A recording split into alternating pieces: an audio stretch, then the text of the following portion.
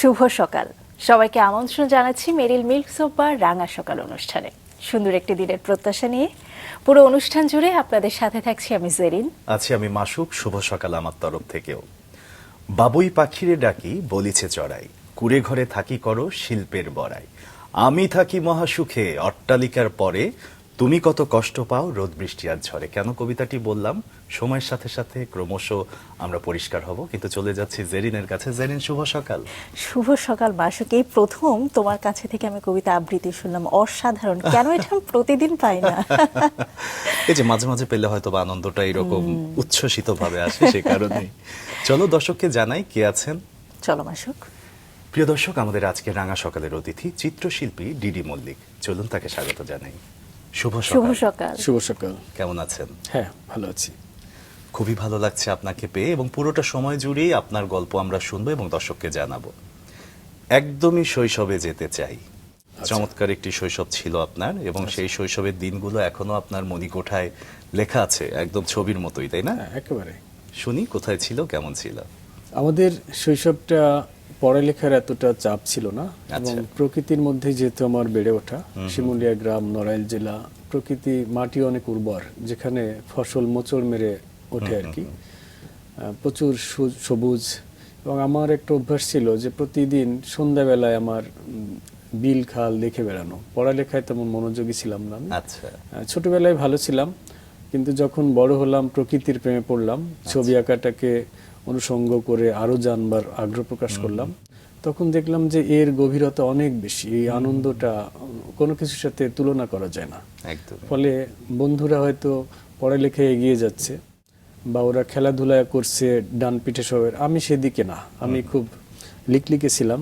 আচ্ছা। তো আমি যেহেতু মারামারিতে খেলাধুলায় পারি না, আমি দেখলাম যে ছবি আঁকাটা পারি, এবং এটা এমন একটা মাধ্যম যা দিয়ে আমি মানুষকে খুশি করতে পারি। এই বিষয়টা আমি খুব শুরুতেই বুঝে যাই। শুধু কি তাই, আপনার জীবন সম্পর্কে আমরা যতদূর জেনেছি যে ছবি আঁকার শুরুটাই আপনার হয়েছিল প্রতিবাদের ভাষা দিয়ে। আমরা সেই গল্পে যাব, কিন্তু আপনার শৈশবে আরেকটু থাকতে চাইবো। আপনার পরিবার সম্পর্কে জানতে চাইবো। পরিবারে আমার বাবা মা, আমরা 3 ভাই। আর আপনি মনে হয় সবার বড়? আমি বড় সবার। এবং আমার বাবা ছিলেন একজন শৌখিন কৃষক, হলেও শৌখিন মানুষ। উনি গান গাইতেন, গান লিখতেন, বিজয় সরকারের খুব ভক্ত ছিলেন। আমার মা সেলাইয়ের কাজ খুব ভালো পারতেন। সেই সেলাই দেখে আমার মা এখন আমার ছবির ভুল ধরে, যে এইখানে এই রংটা ভালো হচ্ছে না, তার মন মতো হচ্ছে না। আমি ছবি না আঁকলে সে মন খারাপ করে, আমার আশেপাশের লোকদেরকে জানায় ওর কি হয়েছে, ছবি আঁকে না আগের মতো। তো এগুলোর মধ্যে দিয়েই বেড়ে ওঠা। আর একটি স্ট্রাগল লাইফ ছিল আমার সেই সাথে। এক হচ্ছে যে আনন্দ পাওয়ার জন্য ছবি আঁকা, আর সে সময় এত আনন্দের মাধ্যমও ছিল না। এখন যেমন ফেসবুক, ইউটিউবে এসে যে অনেক কিছু ছোটদের হাতের নাগালে, আমাদের গ্রামে তখন হয়তো একটা টেলিভিশন ছিল।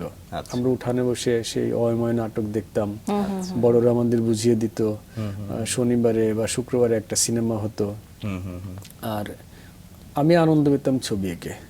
হ্যাঁ, স্কুলের দেওয়ালে বড় করে ছবি আঁকতাম, বা গোবরায় পাটের গুদামের দেওয়ালটা, আমি ভাবতাম যে কবে আমার একটা দেওয়াল হবে এরকম। তখন কি প্রাকৃতিক দৃশ্য যেগুলো, সেগুলো বেশি আঁকা হতো? হ্যাঁ, প্রাকৃতিক দৃশ্যটাই বেশি করতাম, কারণ ফিগার আঁকা তো একটু কঠিন ব্যাপার। তো আমি প্রথমে এভাবে বেড়ে ওঠার মধ্যে দিয়ে ছবি আঁকাটা প্রথম ভাবি যে শিল্পী হব, এটা মনে করেই। কিন্তু আমার ছবি আঁকাটা না, একদম প্রয়োজনের তাগিদে যে আমাকে শিখতে হবে। কারণ গ্রামের একটা সংস্কৃতি আছে, কেউ কারো ভালোটা দেখতে পারে না। প্রকৃতি সুন্দর, কিন্তু মানুষগুলা সুন্দর আমি বলবো না, সব সময় না আর কি। আমি ঈশ্বরের কাছে প্রার্থনা করি যে আমি যেন সেটা দ্বারা আক্রান্ত না হই। তো আমি যেহেতু বড়, আমার বাবাকে হয়তো জমিটা ভাগ করে ভালোটা দেওয়া হয়নি, বা একটু কম দেওয়া হয়েছে। আমার বাবা একেবারে জীবন মরণের মধ্যে দিয়ে উঠে এসে একদম একটু উদাস হয়ে যায়, এবং এই যে বুঝে নেওয়ার ব্যাপারগুলো আমাকেই করতে হয়। তো তখন চারিপাশের লাঠিগুলো যেন আমার দিকে আসে, এবং সরাসরি আঘাত করে যাচ্ছে না, আমার পছন্দের জিনিসটাকে হয়তো নষ্ট করে দিল। আক্ষরিক অর্থে বড় সন্তানদের যার মধ্য দিয়ে যে আমার একটা কবুতর পালা আছে, আমি স্কুল থেকে দেখলাম ওটাকে কে মেরে ফেলছে। কিন্তু আমি তো লাঠি দিয়ে গায়ের জোরে তাদের সাথে কিছু করতে পারি না, কিন্তু আমার কিছু একটা করতে হবে। এই যে করতে হবে, আমি তখন মাধ্যম খুঁজতে কিভাবে এর প্রতিবাদটা করতে পারি। তখন আমি আমার মাটির দেওয়ালে, আমাদের রান্নাঘর মাটির দেওয়ালের ছিল, সেখানে একটা মৃত পশু পাখি এঁকে লিখে রাখলাম যে জীব হত্যা মহাপাপ নরকে গমন। কি দিয়ে সেটা সেটা এঁকেছিলেন? চক দিয়ে, চক দিয়ে, হ্যাঁ। এবং আমার ছবি আঁকা চক সিলেটে শুরুতে। আচ্ছা আচ্ছা। সেই দোয়া গেলে শ্বশুর বাড়ি বসতে দিলাম পীড়া, এভাবে আর কি। পাশে তিলকদার কাছে শিখলাম, সে আমার 1 বছরের সিনিয়র। পরে টুটুলদার কাছে শিখলাম, পরে গোবরায় 4 কিলোমিটার দূরে শ্যামলদার কাছে গেলাম। পরে আমার মামাতো ভাই বলল যে যখন হাই স্কুলে উঠে গেছি, ওটাতে একটু পরে আসছি, তো এই যে দেওয়ালে আঁকাটার বিষয়টা বলি, তো দেখলাম যে এটাতে একটা ভালো ইম্প্যাক্ট পড়ে। মানুষ একটা, আমি একটা বক্তব্য তুলে ধরছি, আমার কবুতর মারা গেছে, এমনকি আমার পোষা ছাগলটাকে হয়তো বাড়ি দিয়ে মেরে ফেলা হয়েছে, মানে এরকম অন্যায় হয়েছে। আপনার এই কথার মধ্যে থেকে একটা সুন্দর বিষয় যেটা পেলাম, ছোট বয়সে জেরিন কি হয় যে মানুষ কিছু বললে দেখা যাচ্ছে ঝগড়া শুরু করে দেয়। ছোট বয়সে যেহেতু এত বোধ বুদ্ধি সজাগ থাকে না, কিন্তু আপনি যেটা করেছেন গঠনমূলক ভাবে, আচ্ছা, যে চিত্র এঁকে সেটার প্রতিবাদ করেছেন, এই কোনো যে একটা সুন্দর চিন্তা, সহিংসতার মধ্য দিয়ে না যে এই সুন্দর চিন্তাটা কি কোনোভাবে মাত দ্বারা উদ্বুদ্ধ হয়েছেন? না, যেহেতু আমি দেখেছি যে মা তার মনের কথাটা সেলাই দিয়ে প্রকাশ করেছে। হ্যাঁ, তার ইন্ডিয়াতে যাওয়ার সময়, শরণার্থী যাওয়ার সময় মার খুব দুঃখ, তার কোমরে বাঁধা ছিল এই সেলাই করা কথাগুলো, যখন সে টিনেজার বয়সে সেলাই করছে। আমার মা কিন্তু পড়ালেখা জানে না, নামটাও লিখতে পারে না। তো আমি ছোটবেলায় ওই আমাদের 3 ভাইয়ের নাম লিখে দিতাম মোটা ক্যাপিটাল অক্ষরে, 2 ডাবল লাইনে, ওইটা সে সেলাই করতো, একটা গোলাপ ফুল, একটা টিয়া পাখি, এগুলো। তখন মনে হতো যে মা যেহেতু এই যে মনে রেখো আমাকে ভুলো না কথাগুলো, হ্যাঁ, একটা প্রজাপতি এঁকে আবার 2টো লাইন লেখা, তাহলে আমি বোধহয় এরকম করলেও প্রকাশ করা যেতে পারে। তো সেখানে একটা অবোধ করি যে একটা পাখি মারছে আমি একটা মেরে, কিন্তু আমার আদার্স যে সমস্যাগুলো আসছে সেটা প্রকাশ করতে হলে আমাকে ফিগার আঁকা শিখতে হবে। তো তখন তো আর্টের বইটা এরকম ছিল না। এর মধ্যে আমি যখন 6-এ উঠে গেলাম, ক্লাস 6, তখন অনেকগুলো প্রাইমারি বন্ধুরা আমার সাথে আসছে। আমাদের মধ্যে একটা কম্পিটিশন হতো, কে ভালো ছবি আঁকতে পারে। তো ওদের মধ্যে আমি দেখা যাচ্ছে ভালো আঁকি। তো এর মধ্যে আমার মামাতো ভাই বিবেক দা বললো, তুই তো স্কুলের মধ্যে ভালো আঁকিস, তো নড়াইলে একটা বুড়া লোক আছে, তাকে যদি হারাতে পারিস তোকে পেট ভরে মিষ্টি খাওয়াবো। তখন কিন্তু SM সুলতান নামে শুনি নাই। তখন আমি বললাম যে ঠিক আছে, কত লোক দেখলাম, আর চল দেখি। এই হচ্ছে আমার নড়াইলে যাওয়া, সুলতানকে আবিষ্কার করা। এবং আমার বাড়ি থেকে 14 কিলোমিটার দূর, আমরা হেঁটে গেলাম। সেটা কোন উপজেলাতে ছিল? এটা নড়াইল জেলাতে। নড়াইল জেলাতে। আমার বাড়ি থেকে হেঁটে গেলাম, দিনটা আমার মনে আছে বৃহস্পতিবার ছিল। তো আমি তো সেই সুলতানের বাড়ি দেখে ভয় পেয়ে গেলাম, যে শিল্পীর বাড়ি এত বড় হতে পারে। আর আমার বাড়িটা হচ্ছে আমার পাড়ার মধ্যে সব থেকে দুর্বল, বাতাস হলে দোলে। আমার বাবাকে কলা বাগানের মধ্যে 10 কেজি ধান দিয়ে আলাদা করে দেওয়া হয়েছে, সেইখানে কোন রকমে টিকে থাকার মতো একটা পরিস্থিতি। আর সুলতানের এত বিশাল একটা বাড়ি, প্রাচীর দিয়ে ঘেরা, তার মধ্যে ফুল বাগান, বিদেশি কুকুর ডাকছে, শব্দ শুনতেছি, গেটে বিশাল গেট। কিসের প্রতিযোগিতা, আমার তো পা কাঁপা শুরু হয়ে গেল। এখন ভিতর থেকে এক মহিলা আসলে, আবার নিহারবালা, খুব বাসখাই গলা, সবই তার এত কিছু দেখে রাখতে। পরে বুঝছি আমরা যখন সেই কলিং বেল টেল তো আমরা পাই না, ইট দিয়ে শব্দ করতে লাগলাম দুপুর বেলা বোধ হয়। আসলো যে কে কে ওখানে বলে, তা আমি একটু, আমরা নাম বললাম, তাহলে কি চাই। আমি একটু চালাকি করলাম যে এখানে কি ছবি আঁকা শেখানো হয়। কিভাবে বলছিলাম আমি জানি না, আমি তো কিছু কম্পিটিশন করতে। তো বলে যে আজকে তো ঢোকা যাবে না, কালকে শুক্রবারে ক্লাস হয়, কালকে এসো।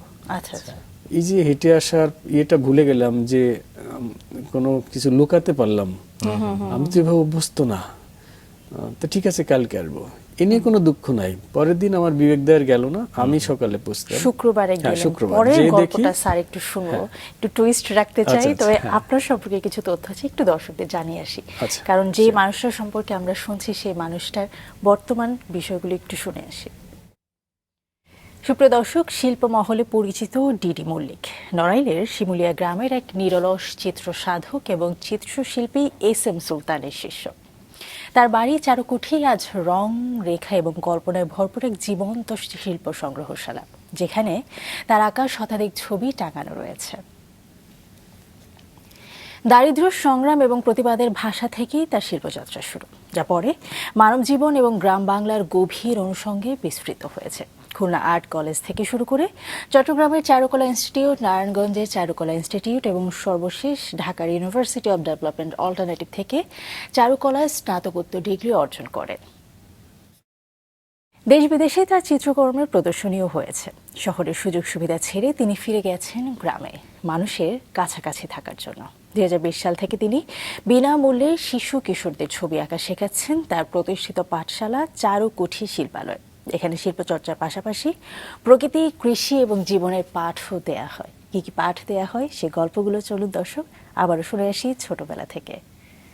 স্যার, শুনছিলাম একটা গল্পের একদম মাঝপথে টুইস্টের মধ্যে ছিল, পরবর্তীতে কি হলো? শুক্রবার গেলেন হয়তো। এবং শুক্রবার যে দেখি ফুলবাগানের মধ্যে একটা ত্রিপলের উপর বসে কয়েকজন ছবি আঁকছে। সেদিন আপনি একাই গিয়েছিলেন? হ্যাঁ, আমি একাই গিয়েছি এদিন, হেঁটে আবার হেঁটে গেলাম। 7টার সময় পৌঁছাতে আমাকে, শীতের সময়। বয়স কত তখন? আমি ক্লাস 6 পড়ি।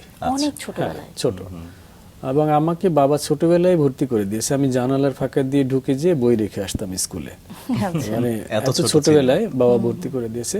চুল কাটতে গেলে সবাই বলতো এতটুকু ছেলে ক্লাস 7-এ পড়ে, আমাকে সবাই দেখতো, আমি খুব গর্ববোধ করতাম। হ্যাঁ, পরে ক্লাস 9-এ যে আমার 2-3 বছর গ্যাপ হয়ে ওই বয়সটা ওখানে মেকআপ হয়ে যায়। হ্যাঁ, তো এই যে পরে দেখলাম সুলতান সাহেবের সেই বাগানে, ফুলবাগানের মধ্যে সবাই ছবি আঁকছে, এবং এটা বোধহয় 1987 সালের কথা। ওই বছরই শিবস্বর্গটা প্রাতিষ্ঠানিকভাবে রূপ পায় আর কি, প্রতিষ্ঠানটা শুরু করে। তা আমার রোল নাম্বার হলো 19। 19 জন খাতা কলমে থাকলেও হয়তো উপস্থিত হতো 8 জন 10 জন এরকম, বেশিরভাগ কাছাকাছি থেকে আসে। তো এই প্রথম দিন আমার নামটা খাতায় তোলা হলো না, ওখানে নিয়ম অনুযায়ী। পরের দিন নামটা, তারা ভাবতো যে এত দূর থেকে ছেলেটা আসবে কিনা। আমাকে বললো যে তোমার বাড়ি কোথায়? তো আমি যখন বললাম, ওখানে দুলালদা নামে এক সিনিয়র ছিল, উনি আর্ট কলেজে পড়তেন তখন। উনি খাতা মেনটেন করতেন এবং সুলতান সাহেব পরে এসে ড্রয়িং করে দিতেন। ব্ল্যাকবোর্ডে আমাদের ড্রয়িং করে দিতেন, আমরা ওটা দেখে আঁকতাম। তো আমাকে একটু পরীক্ষা মতো নেওয়া হলো যে তোমার বাড়ি কোথায়? ওনার শিমুলিয়া। তো শিমুলিয়া নামটা ওনারা শোনেন নাই এত দূরে, তখন রাস্তাঘাটও পাকা হয়নি, কিছু না। তো বলে এত দূরে তুমি আসতে পারবা তো, নাকি শুধু শুধু আবার নাম তুলবো? তো আমি খুব ইয়ের সাথে মনের জোরে বললাম যে হ্যাঁ, আমি আসতে পারবো। এবং আমি সবার আগে যেই পৌঁছাতাম প্রতিদিন। হ্যাঁ, মানে সেই শীতের সকালে আমার চুল ভুরু সাদা হয়ে যেত, হাতের মধ্যে পলিথিন ভরে নিতাম, কারণ হচ্ছে যে আমার হাতটা কাঁপতো, পেন্সিল ধরতে পারতাম না। টর্চ লাইট নিয়ে রওনা হতাম। হ্যাঁ, এভাবে একদিন আমি ছবি আঁকছি টর্চ লাইটটা রেখে। সুলতান সাহেব এসে বলে এখানে টর্চ লাইট কেন? উনি আমাকে ভক্তদাস বলে ডাকতেন। আমি যতবারই বলতাম আমার ফুল নেম ধর্মদাস মল্লিক, উনি আমাকে ভক্তদাস বলে ডাকতেন। তার একটা কারণ বোধহয় ছিল, আমি যে প্রথমে ওনাকে একটা পায়ে হাত দিয়ে প্রণাম করতাম, আসবার সময় আরেকবার। এই ভক্তিটা অনেকেই করতো না। প্রতিযোগিতায় হারাতে গেলেন আমাদের অতিথি, ভক্ত হয়ে গেলেন। স্যার, একটু ছোট্ট করে শুনবো যে শুক্রবার যে সেদিন প্রথম গেলেন, একদম প্রথম এস.এম. সুলতানকে দেখার অনুভূতিটা কেমন ছিল? ওইটা তো ছিল অন্যরকম। আমি মনে হয় যে কোনো দেবতার দর্শন পেলাম। হ্যাঁ, এবং এত সুন্দর চেহারা, এবং উনি চিরকুমার ছিলেন, এটা ভেবে আমি বিস্ময় প্রকাশ করলাম যে দেখতে এত সুন্দর একজন মানুষ, উনি বিয়ে করেননি। ছবি আঁকাটা আমার কাছে আরেকটা ভালো লাগের বিষয়। এবং সুলতানকে নিয়ে পরবর্তী মাস্টার্সে থিসিস করতে যেটা দেখেছি, যে সুলতান শুধু তার ছবি আঁকার গুণে গুণান্বিত না, তার প্রকৃতি প্রেম, জীবাত্মা সম্পর্কে তার যে দর্শন, শিশুদের নিয়ে তার যে চিন্তা ভাবনা, তার চিত্রকলার একটা ভাষা, এই প্রত্যেকটা জিনিসের উপর আলাদা আলাদা করে গবেষণা করা যায়। হ্যাঁ, তো এই যে ভালো লাগার অনেকগুলো কারণ। আমার ইচ্ছা আছে আমি যদি কখনো পিএইচডি করি, তখন আমি এস.এম. সুলতানকে নিয়ে গবেষণা করব। কিছু মানুষের চম্পক স্পর্শই থাকে আসলে এমন, যে আলোকিত করে চারপাশ। এস.এম. সুলতানও আপনাকে আসলে সেভাবে আলোকিত করেছে, এবং তার আলোই আসলে তার শিক্ষায়, তার গুরু শিষ্য পরম্পরায় আপনি আজকের এই জায়গাতে। আমরা সেই বিষয়গুলো তো আরো বিস্তারিত অনেক বিষয় আছে, শুনতেই চাই। শৈশবে আরেকটু থাকবো, শুনছিলাম মনে হয়। হ্যাঁ, মায়ের যে ব্যাপারটা, আমরা যতদূর জেনেছি যে আপনার মা তো বিভিন্ন ধরনের সেলাই করতেন, বিভিন্ন দৃশ্য চিত্রপটে ফুটিয়ে তুলতেন, কিন্তু একই সাথে উনি বিভিন্ন ধরনের সংগ্রামের সাথেও জড়িত ছিল এবং সেই সংগ্রামটার প্রভাব আপনার জীবনেও ছিল। একটু সেই দিনগুলো, কষ্টের দিনগুলো একটু শুনে যাই। সেই দিনটা রিসেন্ট কয়েকদিন আগে আমার মাকে মনে করলাম, আমার মার সাথে আমার খুব ফ্রেন্ডলি সম্পর্ক, আমি তুই তুই করে বলি আর কি। একবার আমি কোথায় বেড়াতে যেয়ে দেখলাম তারা বাবা মাকে আপনা আপনি করে কথা বলে, তো বাড়ি এসে বললাম যে মা, ওরা দেখলাম যে আপনা আপনি করে বলে বা তুমি করে বলে, এটা বললে কেমন হয়? বলে না, ওটা দূর দূর পর পর মনে হয়। তো সেই থেকে সে তুই তুই করে, আমার মাকে আমাকে তুই করে বলে, আমিও তুই করে বলি। তো আমার মা বলছে এই চুল বিক্রি করে এখন গ্রামের মহিলারা, চুল রেখে দেয়, বেশ ভালো দামে বিক্রি করে। একটা মহিলা একবার হয়তো 500 টাকার চুল বিক্রি করে, তা মহিলারা এরকম বিক্রি করে। আমার মার গুলোও নিয়ে গেছে কয়েকদিন আগে। তো মাকে বলছে যে আপনার মাথার চুল তো পাইকে যাওয়ার কথা, এটা বোধহয় কলপ করা। আমার মা শুনে রেগে গেছে। আমার মায়ের বয়স এখন, আমার যেহেতু 50 চলছে, তো আমার তো 65 প্লাস হবে। মা বলে যে না, এই এদেরকে জিজ্ঞাসা করো, আমি মাথায় কলপ টলপ লাগাই না। তো মানে আমাদের বয়সী ছেলে মেয়ের এখন চুল পেকে সাদা হয়ে যাচ্ছে। আমার মাকে বললাম কি যে মা, তুই যে আমাদেরকে ওই যে অরিজিনাল জিনিসগুলো খাওয়াইছিস না, ওই জন্য তো আমাদের চুল পাকে না। তো সে আরেকটা গর্ব করে যে আমাকে ধর্ম বলে, যে আমার ধর্মের মাথার চুলে এখনো পাকেনি, আমারটা কিভাবে হবে? মানে তার চুলও পাকেনি, কিন্তু ওর বন্ধু ছোটদের চুল তো পেকে গেছে।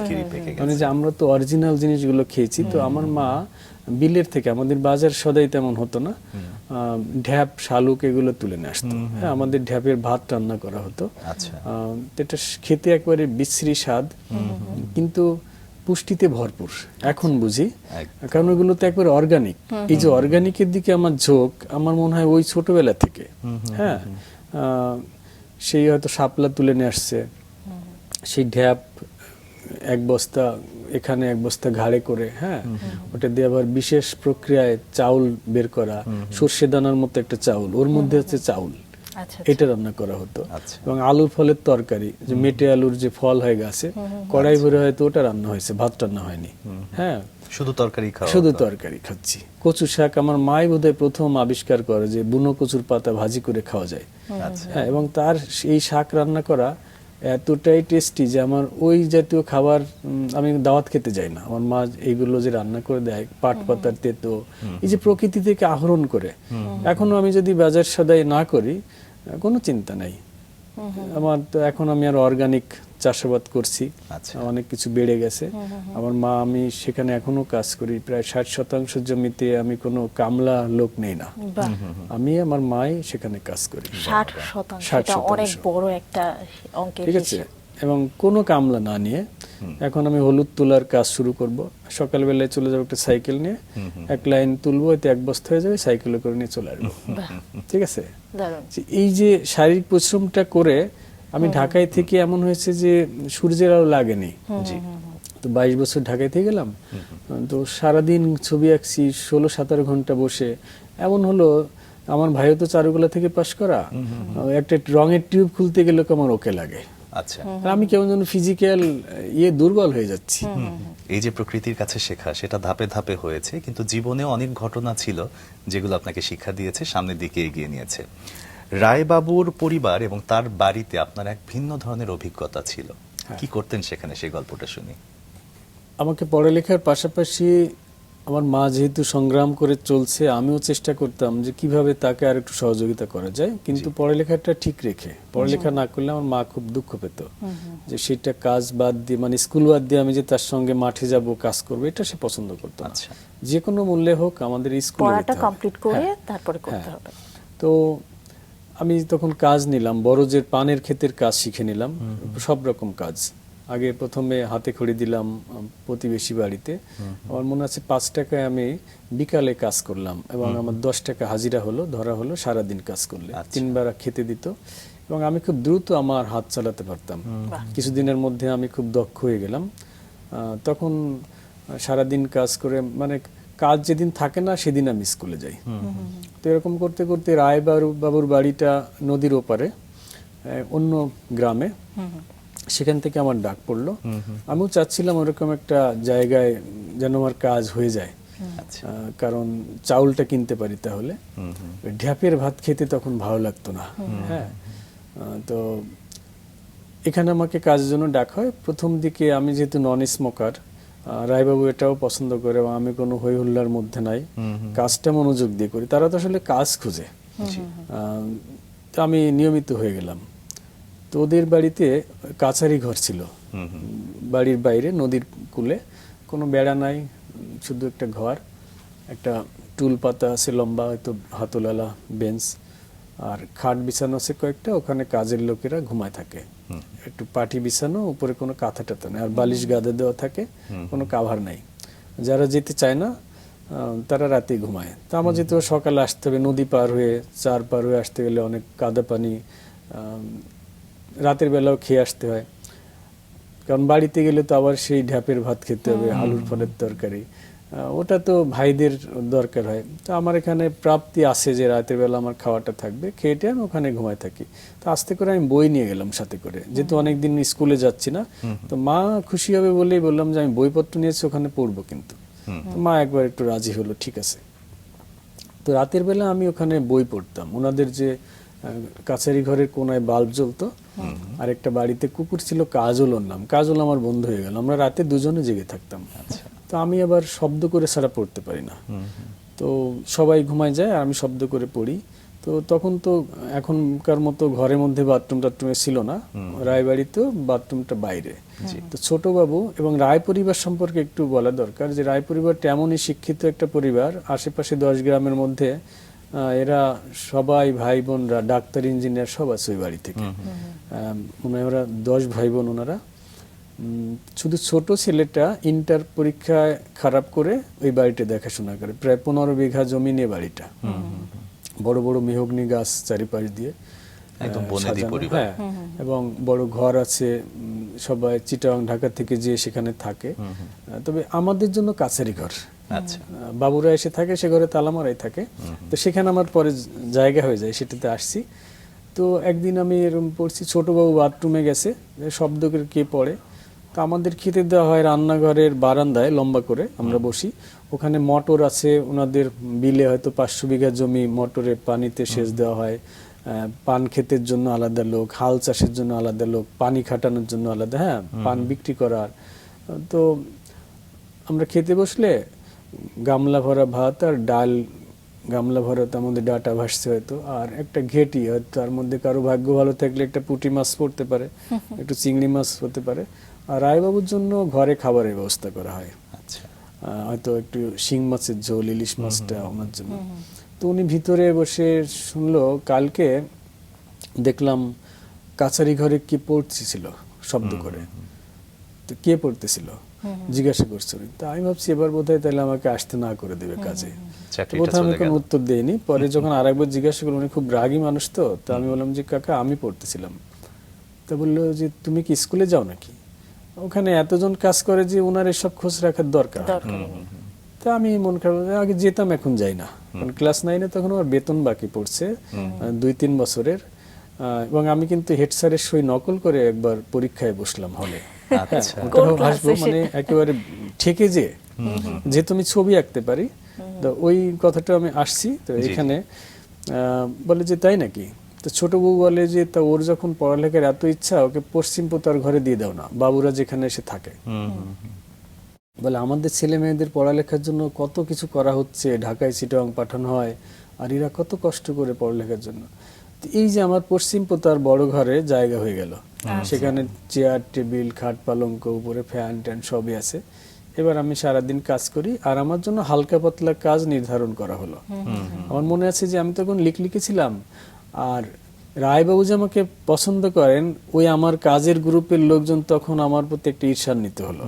কাজে গেলে আমাকে কঠিন জায়গাটায় দিয়ে দেয়, মাটি কাটার সময় দেখা যাচ্ছে যে ওই ঝুড়িটা মাথায় করে যেখানে তুলতে হবে ওখানে আমাকে দিল, কোদালের পাশে। তো এরকম একদিন আমাকে বড়রা বললে তোমাকে যেতে হয়, এরকম ছোট বউ বাড়িতে নাই, কোথায় গেছে, এসে দেখি যে মাটির ঝুড়ি নিয়ে আমি, আমার ঘাড়টা বাঁকা হয়ে যাচ্ছে, আমি হাঁটতে পারি না। উনি দূর থেকে একটা চিৎকার করলে, একটা ধমক দিল, ওরে এখানে কে কাজে দিছে? আমি তো বলছি ও পানের বরজে যে পানের আগা ধরবে, ওই কাজটা সহজ। তো রায়বাবু আমাকে, উনি এত রাগী মানুষ, আমি মনে হয় কিভাবে তার মনটা জয় করে নিলাম আর কি। এই ছবি আঁকা টাকায় আমি শুক্রবারে আমি কাজ করতাম না। শুক্রবারটা হলে রায়বাবুর পুরাতন জামা, সে হিল উঁচু, উনি বিয়ের সময় উঁচু হিল পেয়েছেন, ওগুলো পরেন না, এইগুলো পরে পরে আমি তখন যেতাম।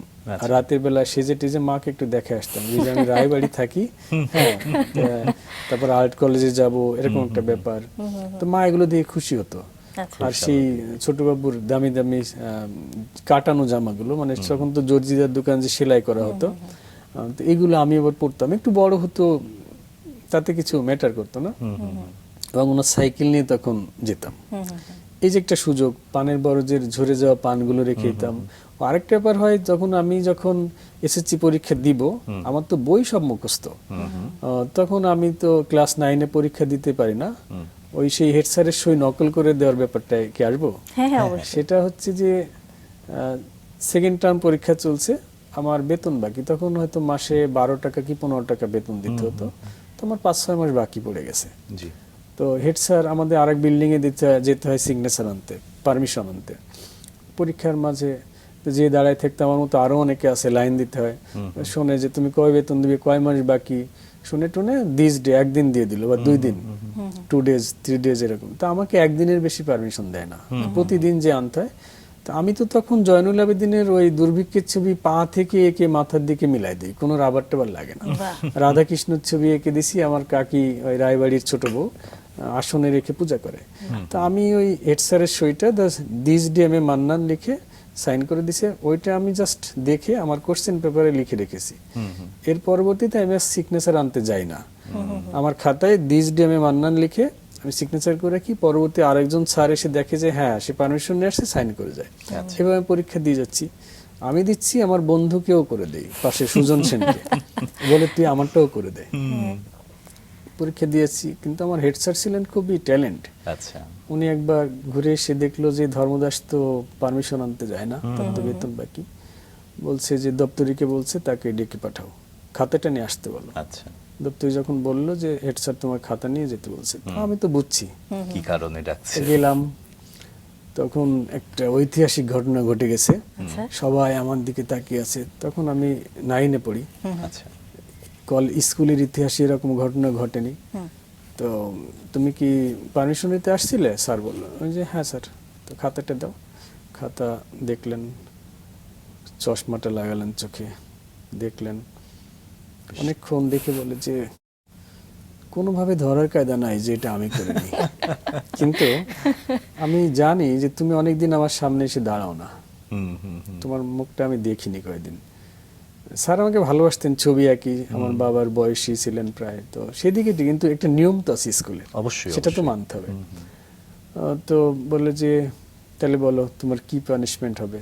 তখন আমি বোধহয় কেঁদেই ফেলছি, স্যার আপনার যা ইচ্ছা, বেতের দিবি হয়তো, এটা তো একটা চরম অপরাধ, এটাও জানি, অবশ্যই, কিন্তু আমার তো বই মুখস্থ, আমি পরীক্ষা দিতে পারছি না, বন্ধুরা কলেজে চলে যাচ্ছে, 3 বছর হয়ে যাচ্ছে, হ্যাঁ একেবারে বাধ্য হয়ে, একদম হ্যাঁ নিরুপায় একটা অবস্থা। পরে বলে যাও যে বসো।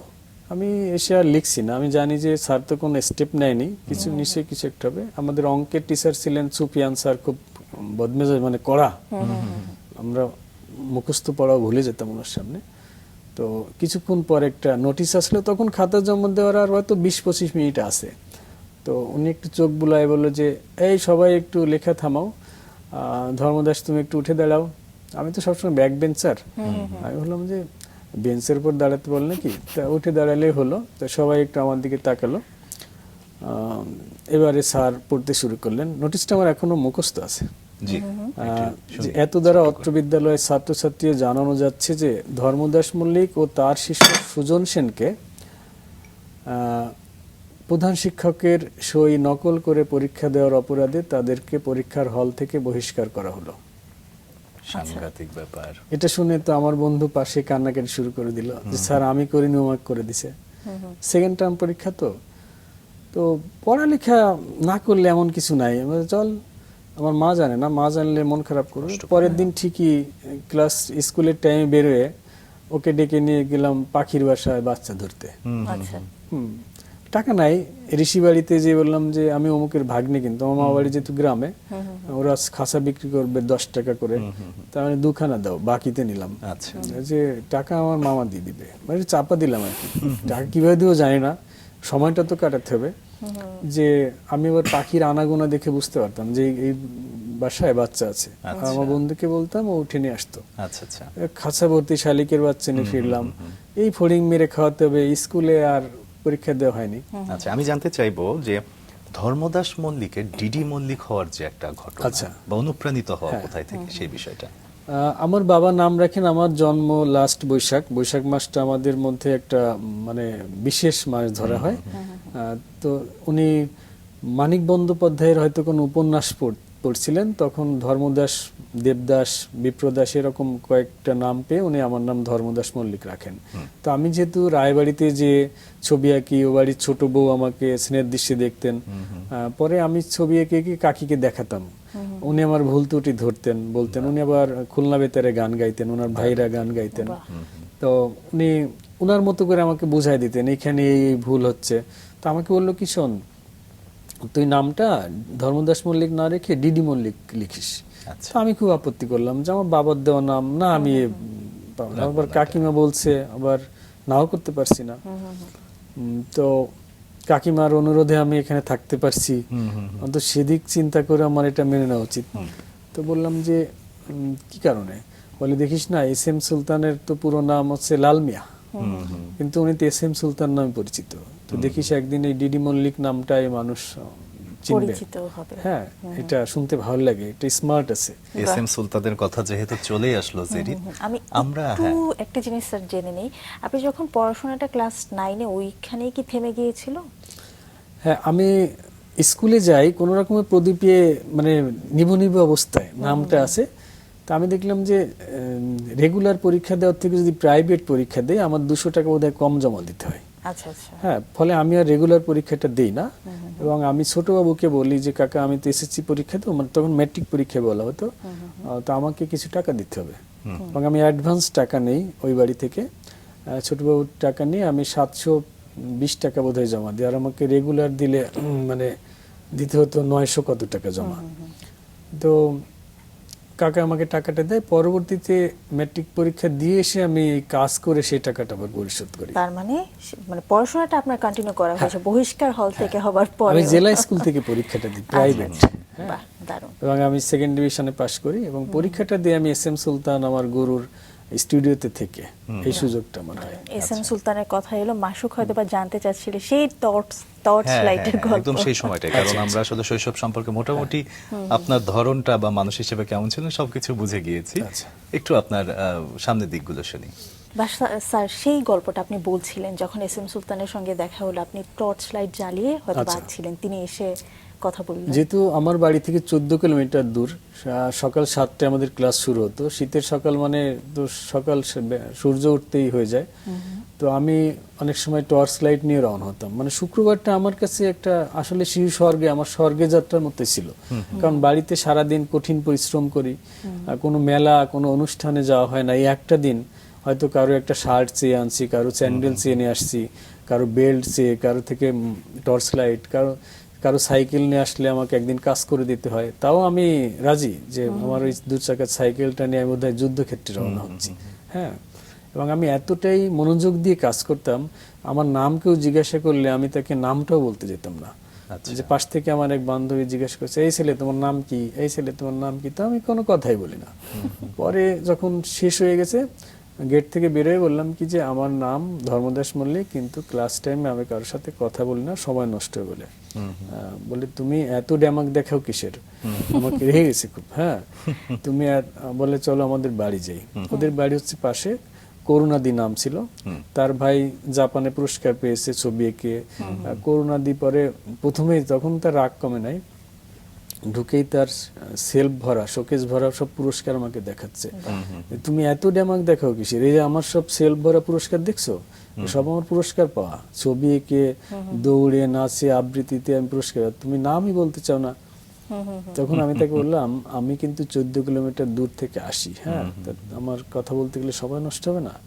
এই যে এতটা মনোযোগ দিয়ে আমি কাজ করতাম। তো টর্চ লাইট নিয়ে এরকম একদিন আসছি, আসার আগে আমার তো বাড়িতে ঘড়ি নাই, চাঁদ উঠেছে কয়টা বাজে আমি জানি না, এবং আমার মা কিন্তু আরো রাতে উঠে আমার রান্না করে রাখতো, কোনোদিন আমি না খেয়ে আসিনি, সে জানে যে টাইম হলে আমি উঠে চলে যাব, না খেয়ে আমি 14 কিলোমিটার পথ হেঁটে যাব, আবার হেঁটে আসবো, তো 28 কিলোমিটার পথ আমার হাঁটতে হতো। আমি টর্চ লাইট রেখে ছবি আঁকছি, SM সুলতান আসলেন, বলে যে এখানে টর্চ লাইট কেন? তারপর যে কাকু আমি তো অনেক দূর থেকে আসি, অনেক রাত থেকে আসতে হয়, অন্ধকারে কিছু দেখা যায় না, তাই টর্চ লাইট নিয়ে আসি। বলে তাহলে তুমি এক কাজ করো, সবার তো 7টা থেকে 9টা পর্যন্ত ক্লাস, তুমি 8টা থেকে আসো, 8টা থেকে 10টা পর্যন্ত কাজ করো। মানে সবাই চলে যাওয়ার পরও আমি 1 ঘন্টা থাকার অনুমতি পেলাম, কিন্তু আমি ঠিকই সেই 7টায় পৌঁছাতাম। হ্যাঁ, তখন আর টর্চ লাইটটাই রাখতাম না, ভিতরে রাখতাম। ক্লাস শেষ করার পরে সবাই চলে যেত আর আমি থেকে যেতাম। এবং সুলতান সাহেব তখন ছবি আঁকতে আসতেন, ঝুড়ির মধ্যে কয়লা থাকতো, উনি বড় বড় ড্রয়িং করতেন। তো আমার কাজ হয়ে গেল এই কয়লার ঝুড়িতে কয়লা বিছিয়ে ওনার হাতে দেওয়া, কখন হাত বাড়াবে আমি পিস কয়লা তুলে রাখি, উনি সেটা দিয়ে ড্রয়িং করেন, আমি পিছনে দাঁড়িয়ে দাঁড়িয়ে দেখি।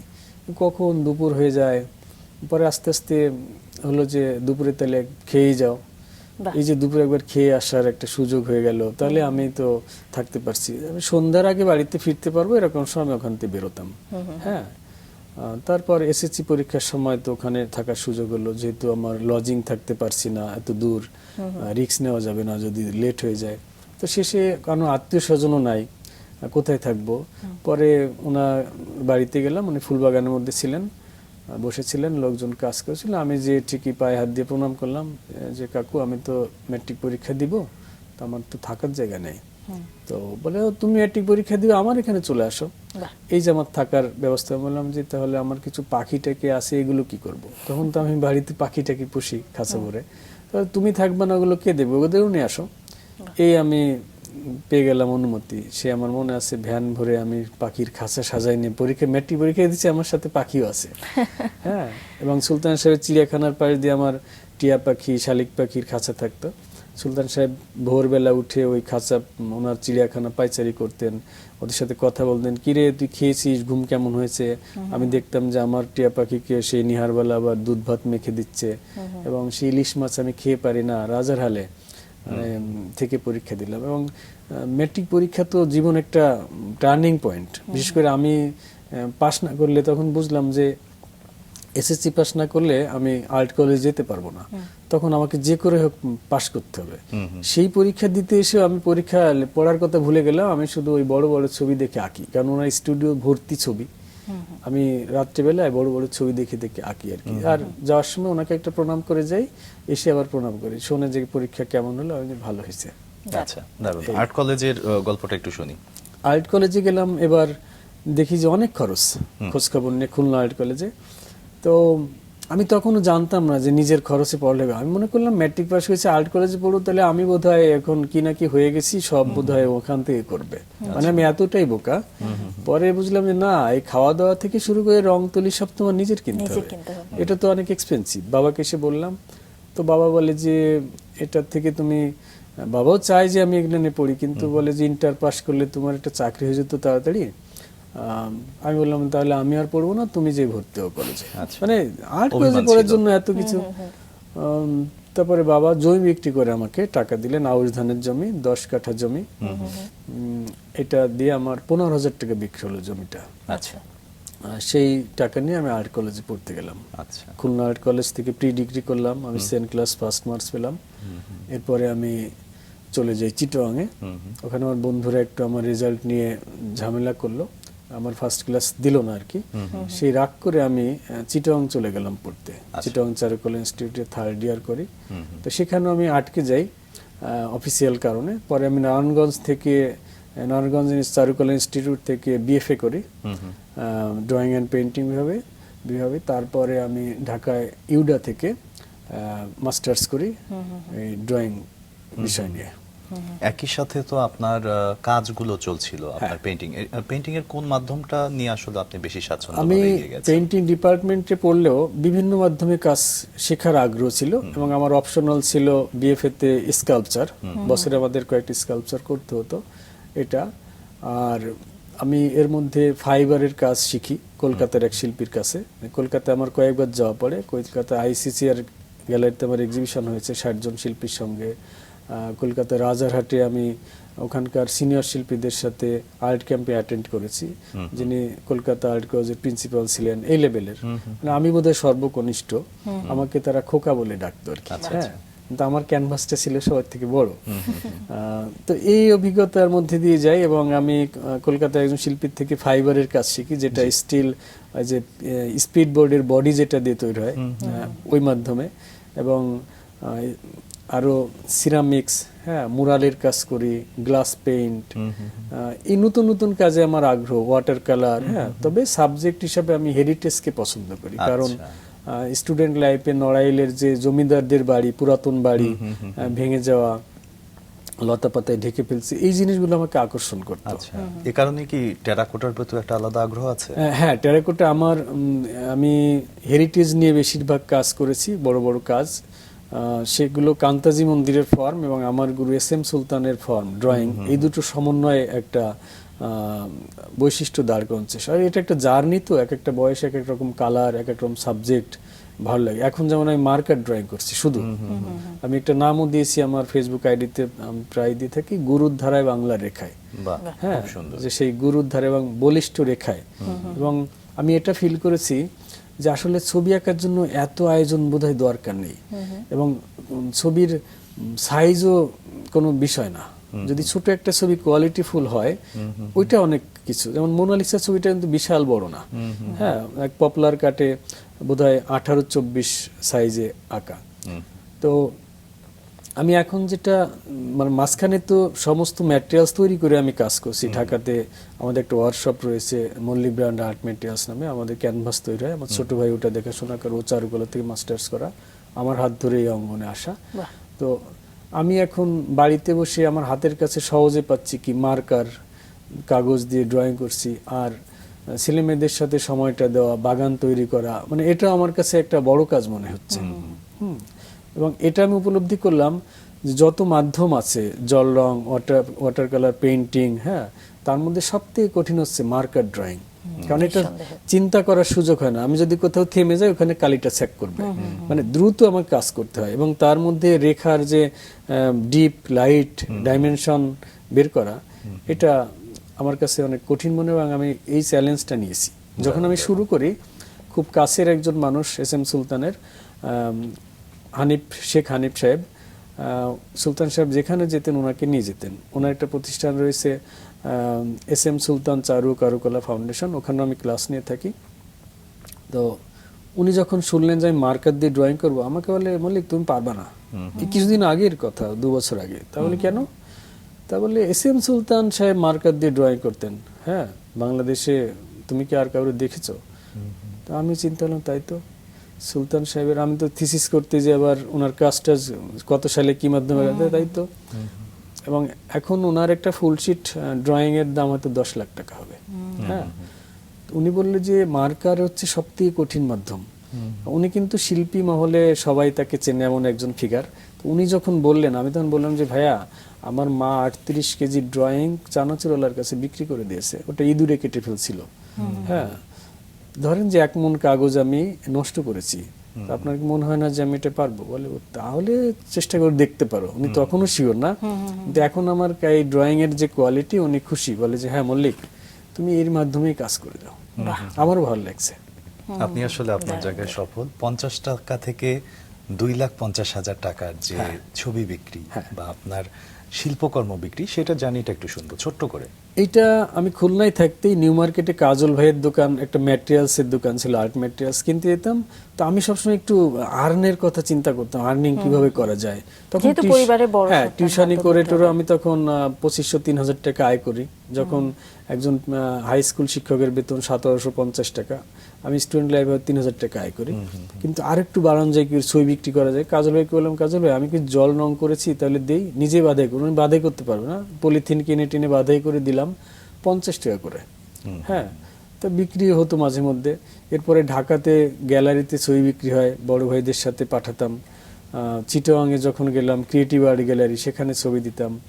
এইভাবে আমি বড় কোনো জায়গায় দেখলে মনে করতাম যে আমার ছবি থাকতো এখানে, যে কারণে আমি একটা সময় সোনারগাঁ, শেরাটন, বসুন্ধরায় যেসব গ্যালারি আছে আমি এখানে ঢুকে যেতাম যে কিভাবে ছবি। এখনো সোনারগাঁ হোটেলে আমার অনেক ছবি রয়েছে। আপনার এক্সিবিশনও তো হয়েছে? হ্যাঁ, আমার 4টা সলো হয়েছে, দ্রিক আর্ট গ্যালারিতে হয়েছে 2টো, অলিয়ান্স প্রাসেজে হয়েছে, দিনাজপুর শিল্পকলা আমি একটা সলো করেছি, আর কলকাতায় ICCR হয়েছে, রাজারহাটে আমি গিয়েছি, শান্তিনিকেতনে গিয়েছি অনুষ্ঠানে। হ্যাঁ, সুবোধ মিত্রের বাড়ি, যে বাড়িতে এই ভারত ছাড়ো আন্দোলনের সময় নেতাজির পদচারণায় মুখরিত থাকতো সেই বাড়িতে। এবং আমার এই অর্গানিক খাবার তৈরির পিছনে কলকাতার সেই জার্নিটা অনেক বড় ভূমিকা রাখে, কারণ আমাদেরকে উনি খাবার সার্ভ করেছিলেন প্রাকৃতিক অর্গানিক খাবার। এবং সেই মাটির ঘরে থাকতে গেলে কলকাতার অর্থেই প্রায় 4,500 রুপি পে করতে হয় প্রতি গেস্টকে। হ্যাঁ, তো সেখানে আমাদেরকে উনি ইনভাইট করে নিয়ে গেছিলেন। তখন দেখলাম যে হ্যাঁ, অর্গানিক খাবার যেতে এত কিছু, তাহলে আমার তো জমি আছে, আমি তো করতে পারি। এবং তার পরবর্তীতে সেই ধাপটা নিলেন। স্যার, একটু ছোট্ট করে জানতে চাইবো, মাসুক যেমনটা বলছিলেন যে 50 থেকে 2.5 লাখ টাকার ছবি বিক্রি করেন, একদম সর্বোচ্চ যেই দামটা 2.5 লাখ, সেটার সাবজেক্টটা আসলে কি ছিল? এইটা আমি বড় বাজেটের কাজগুলো মুরালের কাজ হয়, টাইলস ভেঙে ভেঙে কাজ করা। তো এই কাজগুলো আমি আয়ত্তে নিয়ে আসি। প্রথমে আমাদের ক্লাসে কাগজ ছিঁড়ে ছিঁড়ে কোলাজ করা হতো, কাগজ কেটে কেটে, বিভিন্ন কালারফুল কাগজ কেটে কেটে পেস্টিং করে করে একটা ডাইমেনশন আনা। তো ওই সেন্স এবং আমার প্রচুর ল্যান্ডস্কেপ করার অভিজ্ঞতা, এইটা থেকে আমি চিন্তা করলাম যে বড় বাজেটের কাজ হচ্ছে মুরালের কাজ। একটা সময় চালু হয়ে গেল, বাইরে করা যায়, হ্যাঁ, এটা রোদ বৃষ্টিতে কিছু হয় না, দীর্ঘস্থায়ী, তাহলে আমাকে ওই কাজটা শিখতে হবে। ওটা কিন্তু আমার সাবজেক্ট আমাকে ইউনিভার্সিটি শেখাচ্ছে না, কিন্তু আমার নিজের প্রয়োজনে শিখে এবং নিচ্ছি। সেটা কোনটা ছিল স্যার করেছিলেন যেটা আপনার 2.5 লাখ টাকায় বিক্রি হয়েছে? এটা বঙ্গবন্ধুর কাজ, যশোর পলিটেকনিক্যালে করেছিলাম, খুলনা পলিটেকনিক্যালে একটা করেছিলাম। আর নড়াইলে এখন আমার কাজ রয়েছে, মাসিমদিয়াতে ডায়াবেটিস হসপিটালে আমার একটা কাজ রয়েছে। এবং আমার বাড়ির থেকে 4 কিলোমিটার দূরে গোবরায় এক ব্যক্তির আর কি, শিল্পমনা ব্যক্তি, উনার একটা কাজ করেছি, এটাও 1.5 লাখ টাকার কাজ, এই রিসেন্ট করেছি। শৈলেন সাহা বাবুর কাজ। তো এই কাজগুলো বড় বাজেটের কাজ থাকে, তখন হয় কি যে একসাথে অনেকগুলো টাকা হাতে আসে। এটা আসলে একজন শিল্পীর জন্য অবশ্যই বড় পাওয়া। আচ্ছা মাসুক, স্যারের কাজগুলো সম্পর্কে শুনছিলাম, একটু দেখে আসলে কেমন? নিশ্চয়ই স্যার, আপনার কাজগুলো আমরা একটু দেখে আসছি এবং দর্শকদেরকেও দেখাতে চাই। দর্শক, আমরা দেখে নিচ্ছি তার কিছু শিল্পকর্ম।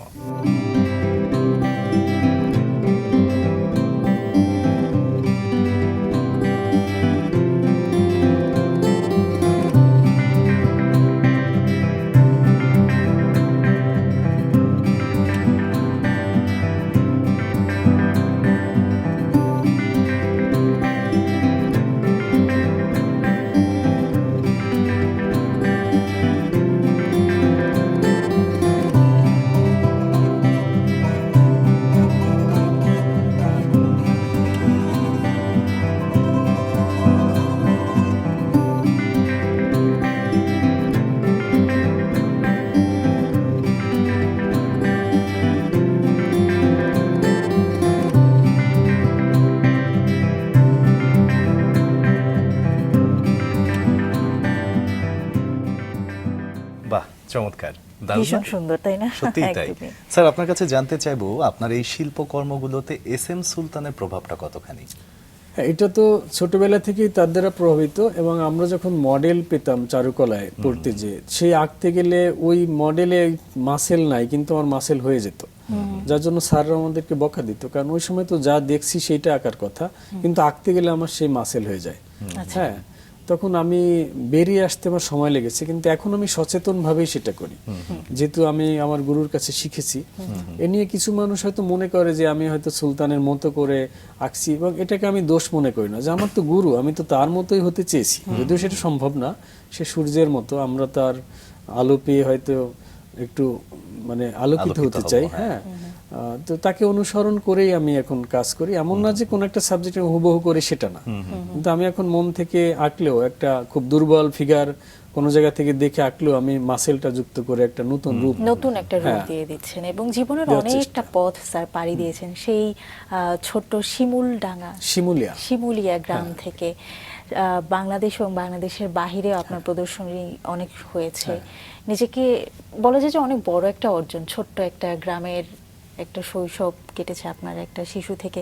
কেমন লাগে বর্তমান পর্যায়টা, নিজেকে যখন ভাবেন আজকে এখানে আছেন, দেশের বাহিরে যখন যান, অনেক বড় বড় জায়গায় বড় বড় প্রদর্শনী যখন হয়, আপনার ছবিগুলো দেখতে পান, কেমন অনুভূতি হয় আসলে? এই আনন্দটা তো আসলে ফুটবল মাঠে খেলে গোল দেওয়ার মতো, যে আমি গোল দিয়ে হাত উঁচু করে মজাও পাচ্ছি, আবার সেখান থেকে হয়তো কিছু অর্থ আসছে, হয়তো ছবি বিক্রি হলো। এইটার আনন্দ আসলে কোনো কিছুর সাথে তুলনা করা যায় না। হ্যাঁ, তো এই আনন্দ আমরা যখন ছবি আঁকতে বসি, রং রেখা জায়গা মতো পড়ছে, সারাক্ষণ ছবিটা ডেভেলপ হচ্ছে এবং চূড়ান্ত পর্যায়ে আমি যেটা বলতে চেয়েছি সেটা যখন হয়ে যায়, যদিও সেটা খুব কম সময় হয়, কারণ আমাদের ওই পরিপূর্ণতা, আত্মতৃপ্তিটা সহজে হয় না মনের মতো আমি যা করতে চেয়েছি। তার মধ্যে সারাক্ষণ আনন্দের মধ্যে থাকি, ডুবে থাকা আর কি। মনের মতো যখন হয়ে যায় তখন তো সেটা হয় স্বর্গীয় একটা অনুভূতি। একেবারে আপনি যেমনটা বলেন।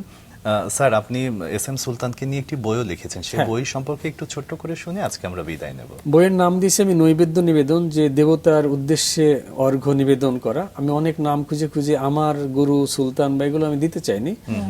তো সেইখানে বইয়ের মূল মন্ত্র যেটা সিনপসিস, সেটা হচ্ছে যে সুলতান হচ্ছে সূর্যের মতো, তার আলোয় আলোকিত হয়ে একটা লতাগুল্ম যেমন আস্তে আস্তে বৃক্ষে রূপান্তরিত হয়, সেই জিনিসটাই সেখানে আছে মেসেজ হিসাবে।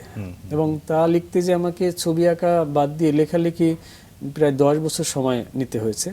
মাস্টার্স করার পর আমি সুলতানকে নিয়ে যখন থিসিস করি, আমি যখন জমা দেই, আমার শিক্ষক বলে তুমি তো বই লিখে ফেলছো, কারণ ওর একটা রেঞ্জ আছে থিসিস করার, এত পৃষ্ঠার মধ্যে হতে হবে। তো আমার থিসিস ছিল এস এম সুলতান ও ভ্যান গগকে নিয়ে, প্রকৃতি অনুপ্রেরণায় সুলতান ও ভ্যান গগ। এই 100 বছর আগে পরে দুজন শিল্পীর কাজকে আমি সমন্বয় করেছি। তো আমি মনে করলাম স্যার যখন বললো যে তুমি তো বই লিখে ফেলছো, তাহলে কি আমার পক্ষে বই লেখা সম্ভব? আর এই যে এত স্মৃতি, অনেকে আমার কাছে শুনতো সুলতান সম্পর্কে, তারা লিখতো, তাহলে আমি কেন পারবো না? এই করে আমি লিখে প্রায় কম্পোজ করে 220 পৃষ্ঠা হয়ে যায়, এবং সেখান থেকে ছাটকাট করে 120 পেজ মতো ফাইনালি বের হয় নৈবেদ্য নিবেদন বইটা। তো এটা তো অনেক মানে আনন্দ পেয়েছি, এবং সাহিত্য অঙ্গনের অনেক পণ্ডিত ব্যক্তির কাছে গিয়েছি। এমনকি এমন হয়েছে, প্রথম আমি যখন পাণ্ডুলিপি নিয়ে যাই এক ভদ্রলোকের কাছে, আমি নামটা উল্লেখ করলাম না, তো কলিং বেল দিলে উনি দরজা খুললে, আমাকে চিনেন না, বলে কি নাম কি দেখি, আমি বললাম আমার নাম এই। তো কি হয়েছে, আমি এস এম সুলতানকে নিয়ে একটা বই লিখেছি। তখন আমার পা থেকে মাথা পর্যন্ত দেখলেন, বলে তুমি এস এম সুলতানকে নিয়ে বই লিখেছো, তোমার বয়স কত? তখন আমার 35 বছর বয়স। তা বললাম 35 বছর। বলে তোমার বয়স 35 বছর, তুমি এস এম সুলতানকে একটা বই লিখছো, তা আমার কি করতে হবে? আমি যে আপনাকে শোনাতাম। তো বলে যে আমার শুনতে হবে, আচ্ছা বসো দেখি। অনিচ্ছা সত্ত্বেও আমি ঢুকলাম, উনি চা কফি দিলেন, আমার তো খেতে ইচ্ছে হচ্ছে না, মানে আমাকে যা বলছে আমি তো বেরোও যেতে পারছি না, আমার তো কান্না আসতেছে। অনেকক্ষণ পর উনি আসলেন, আমার 2 বার চা কফি খাওয়া গেছে, তাই এসে বসলেন যে বলো। আমি পড়া শুরু করলাম, তখন রাত্রি 11টা বেজে গেছে। বললাম যে আঙ্কেল, আমার তো গেট বন্ধ হয়ে যাবে, তো আজকে তাহলে আমি আসি। বলে সর্বনাশ, কি বলো, কয়টা বাজে? তখন 11টা বাজে। তাহলে আমি সেই সময় থেকে এখানে বসে আছি। তখন আমি বুঝলাম যে না, তাহলে বইটা আমার ছাপতে হবে। সত্যি সত্যি তাই। স্যার, ভবিষ্যতে বইটা, পরবর্তীতে বইটা আসলে আপনি ছেপেও ছিলেন, এবং ভবিষ্যৎ প্রজন্মের জন্য আপনার শিল্প, আপনার চারুকুঠি এবং জীবন দর্শন সবই ভালো থাক, সবই সুন্দরভাবে এগিয়ে যাক। অনেক শুভকামনা থাকলো। আপনাকেও ধন্যবাদ, অনেক শুভকামনা মাছরাঙা টিভিকে আমাকে আজ এখানে এই সুযোগ দেওয়ার জন্য, এবং দর্শকদেরকে ধন্যবাদ।